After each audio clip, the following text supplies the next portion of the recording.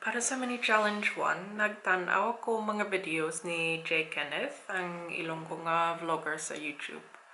Sang naglikat nga challenge ko, damo akong ginpamatian, Aksyon Radio, Bombo Radio, Ilonggo Dad, Ilonggo Retro Gamer. Ining base na mati ako sa isa lang.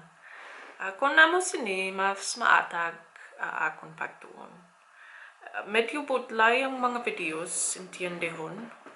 Te maayo para sa akon, kay nakatuon ako damo nga bago nga mga tinaga. Bago lang ko na diskubrehan ang mga videos ni J. Kenneth.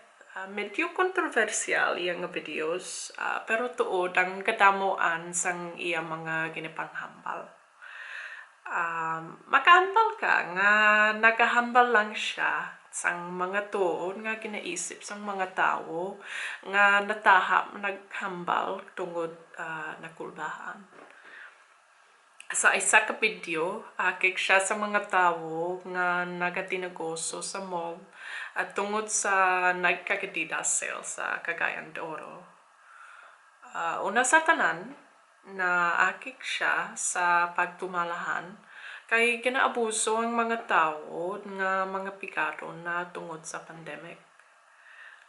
Ikaduha, akik siya sa mga nagpakal kay wala kit nila napaumod sa ngila mga bisyo maskin dako ang risko sa ila kaugalingon kag sa iban.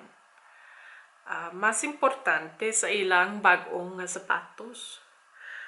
Sa katapusan, naghambal siya nga maayo kung nalanan ng mga tao sa sale kay masulob nila Nike o konadida sa ila lubong.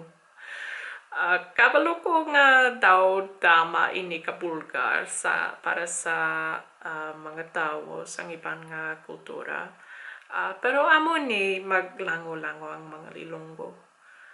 Makipagkakit sa ila panghambal, apang hindi mo lang pag-intiyendihon kay hindi ina seryoso para sa ila.